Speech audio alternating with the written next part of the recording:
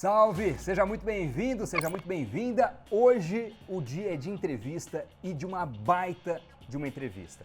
Você com certeza usa redes sociais e nós vamos conversar com alguém que está no comando de uma das principais redes sociais do Brasil e do mundo. A nossa convidada de hoje é a Fiamma Zarif, diretora-geral do Twitter no Brasil desde janeiro de 2017. Ela já atuou em empresas gigantes como Samsung, Claro, Oi, Telecom e Petrobras. É formada em publicidade, pós-graduada em marketing e tem especialização no mundialmente conhecido MIT nos Estados Unidos. Com mais de 20 anos de experiência, ela dirige uma das principais redes sociais do mundo, como eu disse. Fundado em março de 2006, o Twitter está atualmente disponível em mais de 40 idiomas, tem mais de 5.100 funcionários no mundo e mais de 35 escritórios espalhados pelo planeta. Olha, só por essa convidada aí, por essa baita conversa que vai começar agora, a gente já merece o seu like, né? Se você não está inscrito no nosso canal, se inscreva, compartilhe também, que a sua presença e a sua participação ativa é muito importante para nós. E eu quero também saber o que você achou no final desse papo. Deixa o seu comentário, tá certo? Vamos ao que interessa, seja muito bem-vindo ao Invest News, Fiamma Zarif. Obrigado por aceitar o nosso convite, é um prazer conversar com você. Obrigada pelo convite, prazer estar aqui com vocês hoje. Fiamma, por conta do confinamento, do isolamento social, a maioria das empresas que têm o seu serviço ligado à internet, streaming, algum tipo de conectividade, naturalmente tiveram um aumento no número de acessos, usuários e tudo mais. Isso aconteceu com YouTube, aconteceu com Netflix, mas eu queria saber no caso do Twitter, onde as pessoas já acabavam acessando, às vezes, no trabalho, quando acordavam, quando dormiam, no meio do dia, para ver notícia, para interagir, enfim. Vocês observaram algum tipo de modificação no número de interações, na presença das pessoas durante esse período de pandemia? Sim, Doni, sem dúvida, com o isolamento social, as pessoas, obviamente, ficaram mais em casa, né? Então, você vê que elas estão consumindo mais notícia, estão vendo mais TV, estão acessando mais as plataformas digitais, seja para se informar, ou seja para se conectar com outras pessoas. E não foi diferente no Twitter, né? O que a gente viu, inclusive, pela Comscore, que é o instituto que mede a nossa audiência no Brasil, a gente hoje, o número de visitantes únicos hoje está flutuando em 60 milhões. Para você ter uma ideia, esse número, mesmo período do ano passado, isso foi mais ou menos de fevereiro até maio, que a gente atingiu esse patamar, e esse número, no mesmo período do ano passado, variava de 30 a 40 milhões. Então, foi um crescimento expressivo e reflete o Twitter como esse pulso, né, como esse termômetro da sociedade, onde as pessoas vão, né, no momento de emergência pública, inicialmente, né, ver o que está acontecendo, como é que a pandemia estava se desdobrando no mundo, e depois, com o passar do tempo, as pessoas foram, de novo, atrás dos seus interesses e suas paixões, até um pouco para relaxar, né, desse momento. Então a gente viu esse crescimento e um crescimento também expressivo no tempo médio de sessões, né, que a gente teve aí um crescimento de 32 minutos nesse tempo médio que as pessoas passam no Twitter. Então, refletindo muito esse comportamento de estar mais dentro de casa, estar preocupado em buscar informações sobre a pandemia e, num segundo momento, querer relaxar, querer entreter, querer assistir uma live e por aí vai. Esses números, tanto de pessoas que acessam quanto de tempo que permanecem no Twitter, isso é num período é mensal, é diário? Só para entender exatamente o dado. A sessão que eu estou te falando, ela é mensal, né? Então esse aumento de 32% foi nas sessões mensais, e esse número de 60 milhões são 60 milhões de visitantes únicos por mês, né? São pessoas que visitam a plataforma mensalmente. Esses números são do Brasil. 60 milhões é bastante, 60 milhões de usuários únicos. Visitantes únicos, né? Únicos. Isso. Com uma população de pouco mais de 210 milhões de habitantes, é muita coisa, né? Bastante expressivo. É muito expressivo. Quando a gente compara o Brasil com o resto do mundo, do ponto de vista de diferença de hábito, de dados, de algum tipo de estatística, de interesse das pessoas no Twitter, que análise você faz? Quem é o brasileiro no Twitter em relação ao resto do mundo? A gente é um dos países mais conversacionais, né? A gente está sempre no topo de países que mais conversam, que mais engajam nas conversas. O comportamento de uso é o mesmo, né? As pessoas entram no Twitter para ver o que está acontecendo e para conversar sobre esses acontecimentos. E aí é música, é esporte, né, é política, obviamente agora a gente está falando da pandemia, então os interesses, as paixões, eles são um pouco que comuns, games, esportes, né? A gente se considera aí o grande estádio, né, digital, quando a gente para pensar como as pessoas comentam sobre futebol, mas a grande diferença do brasileiro, Doni, está na forma como a gente engaja, isso é muito da cultura, né? Então a gente conversa mais, a gente engaja mais, a gente debate mais, a gente é muito mais conversacional do que outras culturas e do comportamento que a gente vê em outros países. Isso é muito do brasileiro, como a gente abraça as novas tecnologias, né? Como a gente abraça as plataformas digitais. Então, esse, para mim, é o grande diferencial. A gente, olhando de fora, como usuário, tem uma determinada percepção sobre as plataformas, as redes sociais e tudo mais. Mas qual que é a sua leitura, estando de dentro, das diferenças principais, vamos pegar de 4 das redes sociais atuais mais faladas? Facebook, Instagram, Twitter e TikTok. Como é que você situaria o Twitter nesse contexto?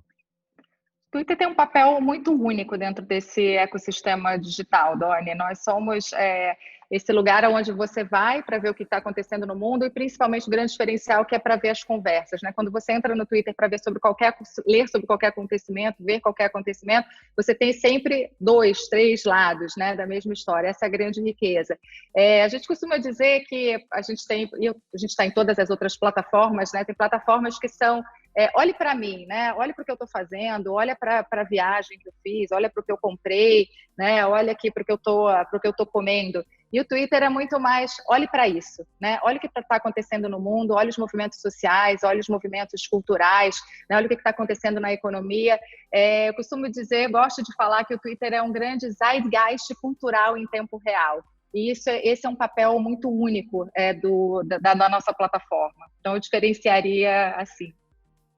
Os debates por lá são também muito intensos, né? Eu não sei se existe alguma estatística ou alguma percepção se isso mudou muito ao longo do tempo ou se foi da natureza da interlocução dos usuários no Twitter desde o começo, se é algo que se acentua em períodos políticos mais controversos, mas a impressão que eu tenho é de que é uma arena de debate, mas muitas vezes uma arena de guerra verbal também, digamos assim, guerra escrita.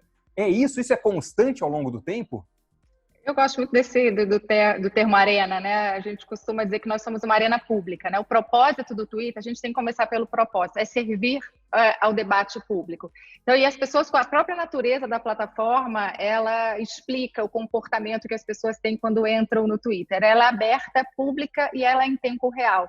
As pessoas, quando entram ali, além de tudo, você está fora dos seus círculos sociais, né? Em algumas plataformas você está no seu ambiente, né, de amigos, de família, e você se expressa de uma determinada maneira. No Twitter, não. Você forma suas comunidades em volta dos seus interesses, seja investimento, né, seja economia. Eu adoro temas como liderança. E ali eu sou livre para falar, eu tô livre das minhas amarras sociais. Então, as pessoas elas se expressam, sim, com muito mais liberdade e sobre todos os temas, seja a economia, seja os movimentos sociais que estão acontecendo, seja assim sobre a política, porque a natureza da plataforma é isso, é uma plataforma de debate, é uma plataforma sobre conversas, onde a gente quer trazer diferentes perspectivas, onde a gente quer que as pessoas entrem, elas aumentem o repertório dela pessoal, profissional, cultural, olhando as conversas que estão acontecendo.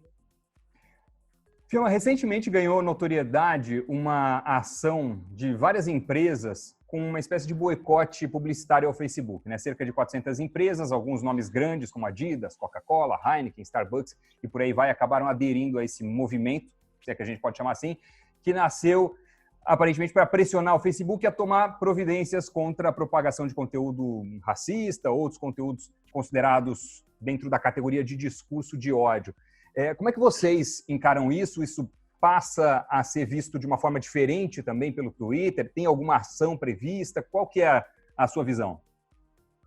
De novo, Dona, a gente tem sempre que voltar ao propósito, né? O propósito do Twitter é servir o debate público, né? Essa plataforma onde você entra para ter essas conversas. Então, qualquer tipo de comportamento, que seja um comportamento de preconceito, de discurso de ódio, de desinformação, ele traz ruído para essa conversa, né? E a gente tem agido muito fortemente no combate a esses comportamentos, mas isso não é de hoje, isso é um trabalho de anos. E eu costumo dizer que quando você trabalha numa empresa que tem dentro desse negócio de plataformas, né, digitais, de conversa pública, você precisa olhar para cima, você precisa confiar nas pessoas que estão na liderança. E eu tenho muita confiança, muito orgulho dos posicionamentos que o Jack teve ao longo dos anos, isso não é uma coisa de agora, tanto que o Twitter, ele liderou algumas atitudes, né, algumas iniciativas que depois foram, inclusive, seguidas por outras empresas, como, por exemplo, em outubro de 2019, a gente baniu o anúncio político dentro da nossa plataforma, abrindo mão, inclusive, de receita,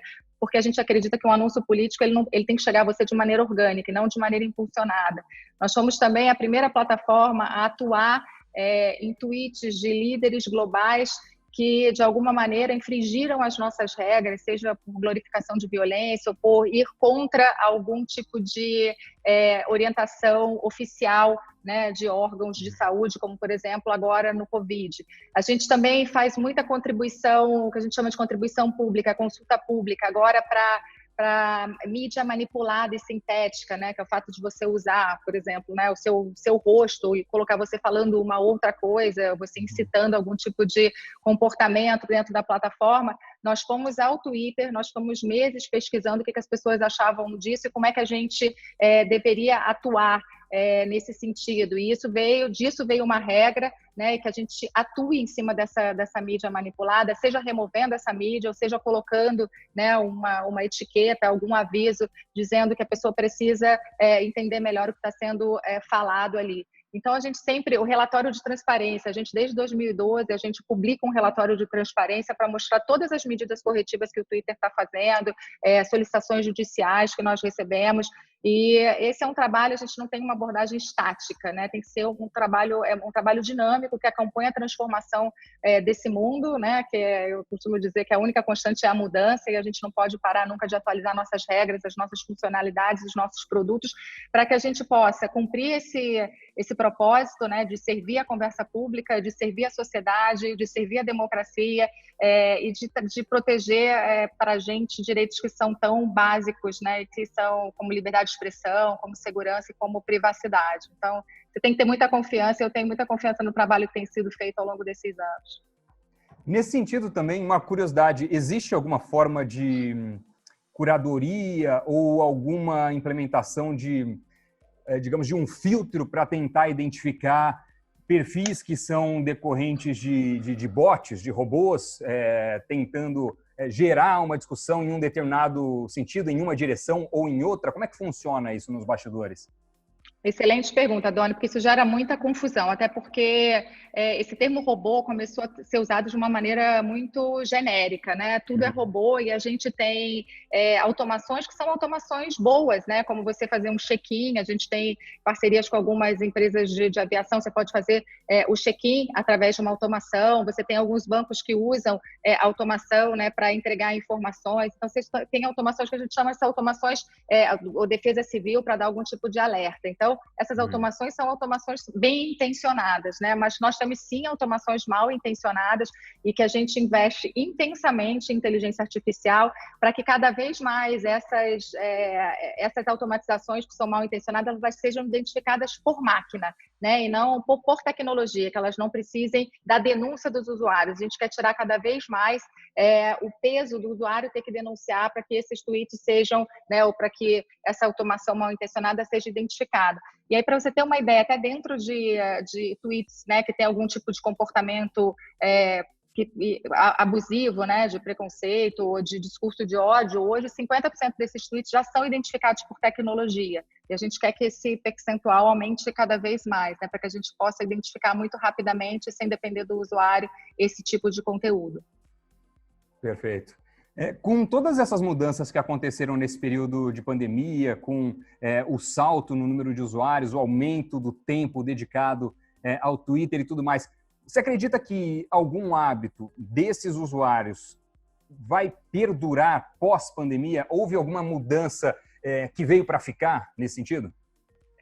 Eu tenho adorado ver essas tendências, né? Porque como o Twitter ele funciona como um grande focus group, né? Um grande grupo de pesquisa em tempo real, né? Porque você fica ali vendo as conversas. E como ele é esse pulso da sociedade, a gente está vendo através de conversas, Doni, alguns comportamentos. É difícil, a gente está meio que atuando sem manual nenhum, né? Não tem playbook para essa situação que a gente está vivendo, mas algumas coisas que a gente está vendo através das conversas e que eu acredito que podem perdurar durante um tempo é uma tendência, por exemplo, de nidificação da casa. Eu adorei, eu li essa palavra, nidificação, me apaixonei por ela, né? Que é a coisa de você transformar a sua casa em ninho. Como as pessoas elas estão com receio eu não conhecia, assim, quando essas pessoas elas estão com receio de sair de casa, elas estão cuidando muito da casa, as pessoas estão comprando muita coisa para casa, estão limpando mais a casa, elas estão arrumando a casa, estão vendo tudo que é vídeo de organização e elas falam isso nas conversas do Twitter. Então, a casa ela vira um ambiente seguro, né, onde você consegue se sentir bem diante de todo esse caos que a gente está vivendo lá fora. Isso é uma tendência que a gente tem visto nas conversas. A outra, o cuidado com a saúde. Esse vírus, né, atacou as pessoas que têm a saúde mais frágil.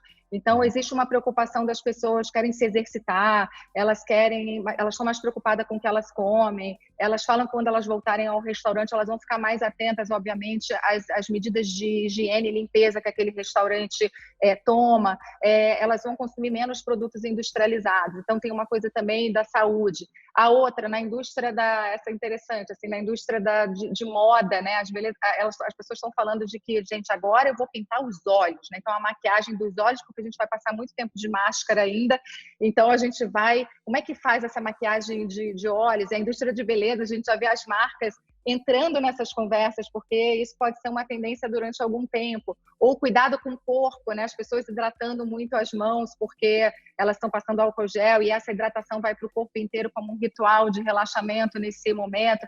Então, tem várias conversas. A moda daqui para cima, né? Porque a gente vai passar também um tempo ainda fazendo video call, então as pessoas estão mais preocupadas de se vestir daqui para cima. A unha, que não é o caso, meu aqui, mas vai fazer a unha porque é o que aparece quando você mexe no óculos.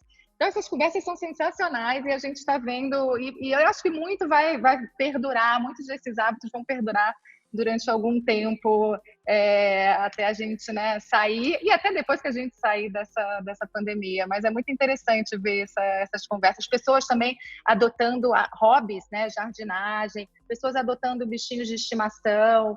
A gente tem visto muita mudança e você vê, entra diariamente ali, você tem algum hábito alguma descoberta sendo feita. Como que é o perfil médio de um usuário do Twitter? Existe esse meio que estudo de faixa etária, gênero, mais ou menos, para ver quem é o heavy user do Twitter hoje?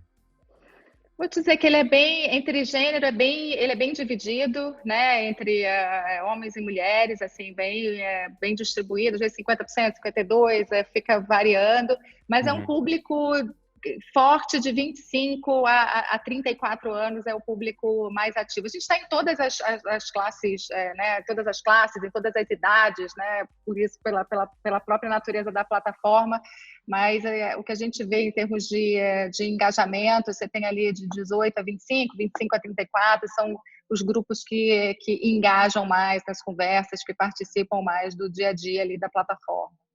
E eu imagino que o Brasil esteja, sei lá, talvez no top 5 em termos de número de usuários no mundo.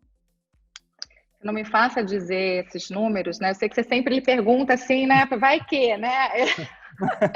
Assim, vai que, né? A gente não pode falar. Eu posso dizer que o Brasil, obviamente, é um país com bastante representatividade, né? Dentro do Twitter, não só você viu esse crescimento que a gente teve aí em relação ao Comscore, mas até do que a gente exporta em termos de... A gente é meio que um hub de inovação, né? A gente recebe, tem muita coisa que a gente exporta daqui do Brasil, ou tem coisas que eles testam aqui no Brasil justamente pelo perfil que o brasileiro tem, né? Como o Fleets, que foi uma funcionalidade que nós lançamos há pouco tempo e foi lançado com pioneirismo aqui no Brasil para depois ir para outros países.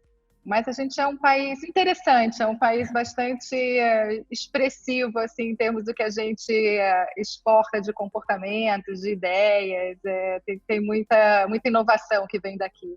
Sim, não, e não raras vezes hashtags surgidas no Brasil viram trending topic, né, global. Então, acho que o Brasil Exatamente. tá muito presente globalmente. Agora, você E a gente mencionou... estava falando... Diga lá, desculpa. diga lá. Não, a gente estava falando quando você me perguntou de que comportamento era diferenciado. Inclusive, tem alguns eventos do ano, tipo a NFL, o Champions League, o Oscar, que a gente tem, às vezes, o Brasil liderando as conversas ou em segundo lugar depois dos Estados Unidos. Eventos que não são, né, eventos nossos, mas que a gente tuita tanto, a gente conversa tanto sobre aquilo, abraça esses eventos como se fossem nossos, né, pelo perfil do brasileiro. Então, eventos internacionais que a gente acaba tendo mais tweets do que lá fora. Legal. Você mencionou Fleets, né? Que acho que para muitas pessoas que não estão lá todo dia, talvez ainda seja uma novidade. Então, queria aproveitar essa oportunidade para você esclarecer que novidade é essa, qual tem sido a receptividade, a repercussão. Isso, o Fleet te dá a oportunidade de você compartilhar um pensamento momentâneo. Uma coisa que você não quer, né, que gere muita conversa, que você quer que desapareça, um pensamento só efêmero que você teve, que você vai colocar ali, que vai durar 24 horas. Eles acharam que o Brasil seria um bom país para a gente lançar essa funcionalidade, então lançamos, agora já está na Coreia, Itália e Índia, estamos testando, né? Pode ser que seja uma funcionalidade que venha para ficar, mas obviamente ela foi super adotada aqui, tanto por celebridades, por marcas, né? Pelos nossos usuários, por jornalistas que começaram, de novo, né? Abraçam essas inovações com muita facilidade e com muita rapidez. Então, a gente espera que o Fleet tenha vindo aí para ficar. Vamos ver como é que vai se comportar nos outros países. Legal. Uma outra funcionalidade também recente, salvo engano, foi a de publicações de áudio para usuários de iPhone, é isso? Isso, a gente lançou para o iOS agora, isso é super recente. Esse está muito embrionário, também a gente está testando, e a possibilidade de você fazer um tweet de voz, né? Mas, de novo, já chegou aqui, aí a gente já teve alguns jornalistas, algumas emissoras, algumas pessoas já começando a usar, a fazer um monte de graça com essa funcionalidade, e a gente está, de novo, né, testando para ver se esses usuários, se eles gostam, se eles adotam, né? Legal. Falando do ponto de vista de estratégia corporativa, estratégia da empresa aqui no Brasil, o que é que você vislumbra para os próximos meses, para os próximos anos? Qual que é a estratégia de crescimento aqui no Brasil, ainda mais do que todos esses números impressionantes que você já citou, assim, por alto, que a gente captou a mensagem? Por alto. A nossa estratégia, Dona, ela é baseada em 4 pilares, né? Primeiro é o produto, é a gente continuar fazendo melhorias no produto, né? Que tornem a experiência no Twitter fácil, simples e principalmente segura para os nossos usuários. Segundo, como é que a gente protege o debate público? É a gente continuar tendo essas iniciativas, né? Sendo pioneiro e cuidadoso em trazer segurança para a nossa plataforma, em trazer civilidade para as conversas, saúde para as conversas que acontecem dentro do Twitter, com todas essas medidas, né, que algumas eu já descrevi aqui para você. Terceiro, parcerias de conteúdo, né? A gente trabalha aí com emissoras de TV, emissoras de rádio, com portais, com jornalistas, trazer, né, essas pessoas, esses veículos para a nossa plataforma, porque é importante a gente ter essas fontes de credibilidade, fontes idôneas na nossa plataforma, dividindo essas informações, e também entretenimento de qualidade. E, por fim, importantíssimo, atuar em parceria com as nossas marcas e com as nossas agências para que elas possam aproveitar todo esse potencial do Twitter e para que elas possam entrar nessas conversas na hora certa, né, dentro do contexto, e que possam fortalecer as conexões com as suas audiências através do Twitter. Então, são esses 4 pilares que a gente sempre teve muito fortes aqui no Brasil e que vão continuar para que a gente possa não só crescer o negócio, mas também prestar um serviço para a sociedade, né? Que eu acho que é o maior propósito de qualquer empresa. O Brasil é um país muito peculiar, né? Muito diferente, muito curioso às vezes. O que é o maior ou quais são os maiores desafios para esse crescimento aqui? Faz parte muito desses pontos que eu te falei, né? Como é que você traz esse engajamento, mas é um engajamento aí, eu acho que não é um desafio do Brasil, eu acho que é um desafio no mundo inteiro, né? Quando você tem uma plataforma tão aberta, tão pública e real time, como é que a gente consegue fazer com que esse debate ele seja rico? Né? Essa é a nossa grande missão, é trazer funcionalidades, é criar regras, políticas, para que as pessoas realmente tenham uma experiência de crescimento, né? Uma experiência que seja e que traga, faça da sociedade uma sociedade mais generosa, mais civilizada. Esse é um desafio que a gente tem no mundo inteiro, dentro de realidades que às vezes estão muito polarizadas, né? Com muito ódio, com muito preconceito. Então, quando a gente tem um propósito que o Twitter tem, acho que o grande desafio em qualquer lugar do mundo é justamente esse. Como é que a gente protege, né? Como é que a gente protege esse debate? Como é que a gente cresce, prospera junto, né, nessa plataforma? E como é que a gente impacta o mundo offline, né? Você vê que muitos movimentos, e não só... A gente teve aí agora fortemente o Vidas Negras Importam, né? Essa hashtag ela surgiu em 2016, ela foi a hashtag mais utilizada na história, né, do Twitter, retweetada mais de 30 milhões de vezes, mas você tem hashtags aqui como Deixa Ela Trabalhar, né, que foi criada logo depois que a gente teve um episódio, né, de uma repórter da Globo que foi beijada no meio do trabalho dela, ela estava fazendo uma transmissão.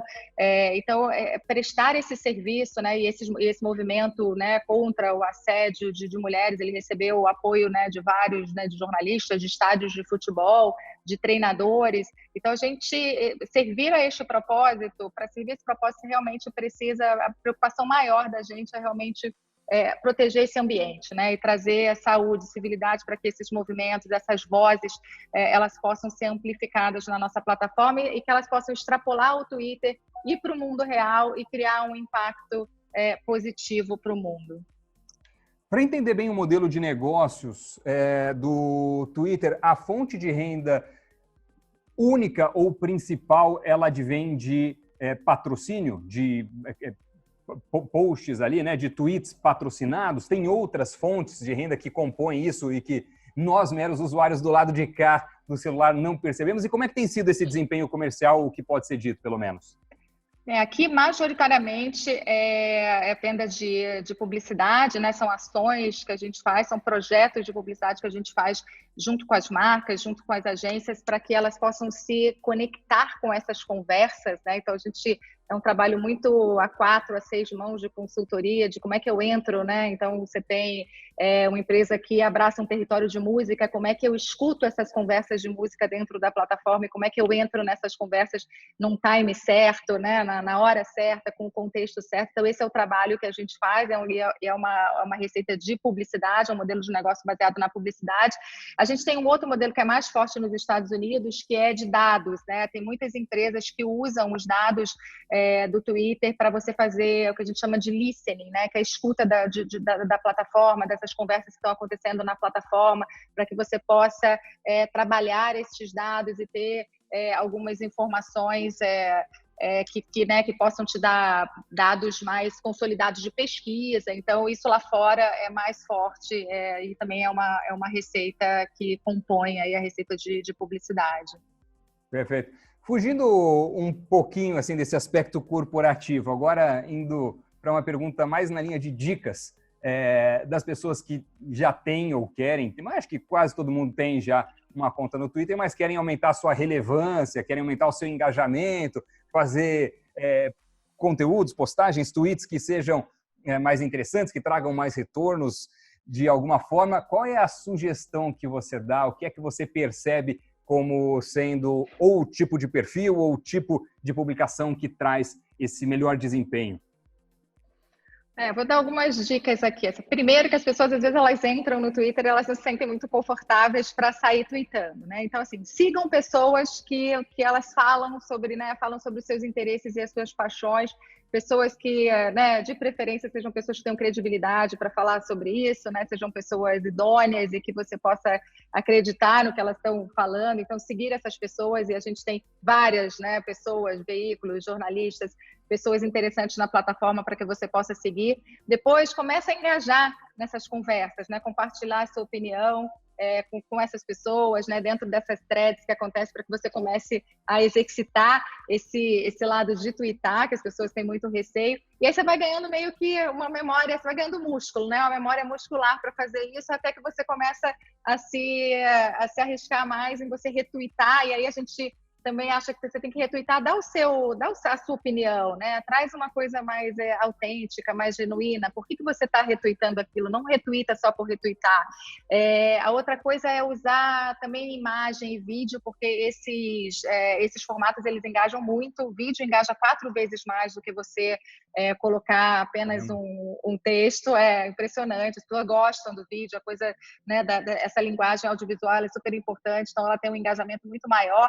E usar hashtag também. A hashtag é uma grande forma de você jogar luz sobre determinado conteúdo, né? Então, você engajar em alguma hashtag ou usar uma hashtag para dentro dos seus tweets, isso também é super interessante. Se você for um líder, se você estiver, né, em qualquer área, seja no mercado corporativo ou em qualquer outra, eu falo muito, a gente tem um programa que é de Twitter para executivos, né?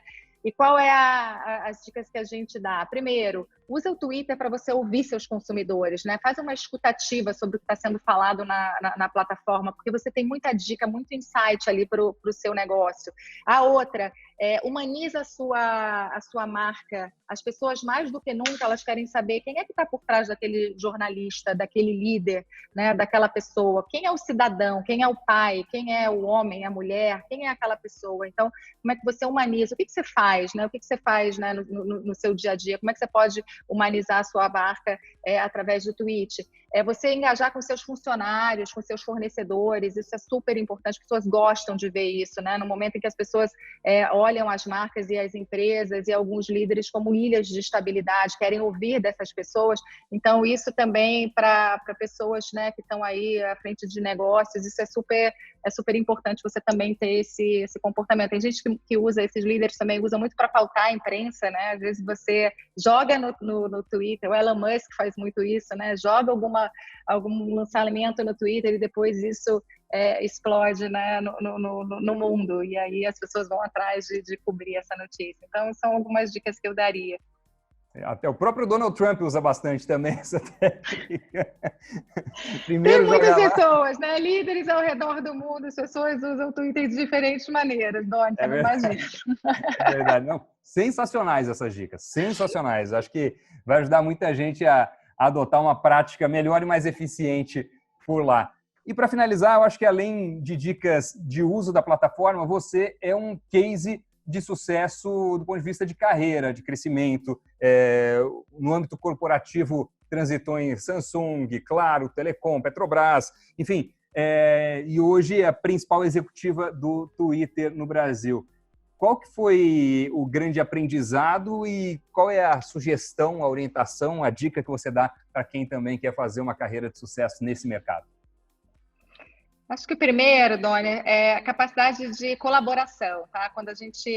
E principalmente nessa pandemia, eu me dei conta que os problemas que a gente vai enfrentar daqui para frente são problemas muito complexos, né? Problemas, quem imaginou que a gente ia passar... Até alguns filmes, né? Alguns diretores até imaginaram, mas a gente acho que não acreditava que a gente ia passar por isso. Eu acho que vem pela frente ainda coisas muito mais complexas para a gente resolver.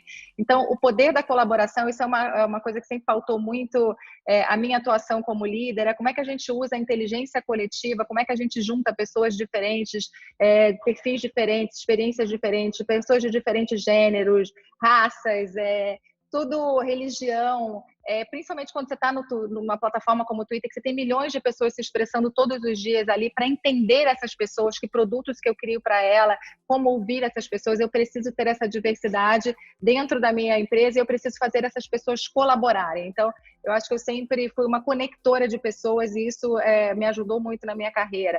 Capacidade de adaptação. Eu sempre trabalhei em empresas desde de telecom, passando antes pelo Banco Boa Vista, quando a internet estava surgindo. Eu sempre fui muito curiosa e as coisas começaram, né, obviamente, desde o advento da internet, a acontecer de uma maneira muito rápida. Então, a capacidade de adaptação de você, bom, então, what's next, né? E o que vem depois? O que a gente faz agora? Como é que a gente reage muito rápido a essa transformação e buscar estar sempre olhando para frente, né? Não dá para você ficar olhando no retrovisor. Então, essa capacidade também, acho que ela é muito importante. E não deixar de aprender nunca. O que eu gosto de chamar de, né, é o learning mindset, essa capacidade de aprendizado constante e, principalmente, aprender a desaprender. E para isso você precisa ter muita humildade, né? Eu hoje aprendo com meus estagiários, eu faço mentoria reversa, eu pego pessoas muito mais novas do que eu dentro do Twitter, coloco numa sala e falo, me diz aí, o que você está fazendo, que aplicativo que você está usando, como é que você estuda, como é que você vive, e essa troca de gerações, ela é extremamente importante para a gente poder, né, seguir e criar um ambiente que seja um ambiente rico, saudável, de muita troca. Então, essas são algumas das dicas. Poderia ficar, adoro falar sobre esse tema de liderança, poderia ficar aqui falando horas, mas eu daria essas 3 dicas hoje aqui para vocês. Sensacional, adorei, Fiona. Muito obrigado por essa entrevista tão transparente e tão fluida, tão bacana. Eu também poderia ficar aqui horas perguntando. Valeu mesmo, um baita prazer falar com você, viu? Obrigada, Doni, obrigada pelo convite, parabéns pelo trabalho, tenho assistido as entrevistas, tenho gostado muito, é um prazer, uma honra fazer parte aí dos seus convidados. Adorei também o papo. Que tenham outros. Que venham outros, é isso aí, tá combinado. Filma, um beijo muito grande. Obrigado. Beijo. Obrigada, querido. Até a próxima.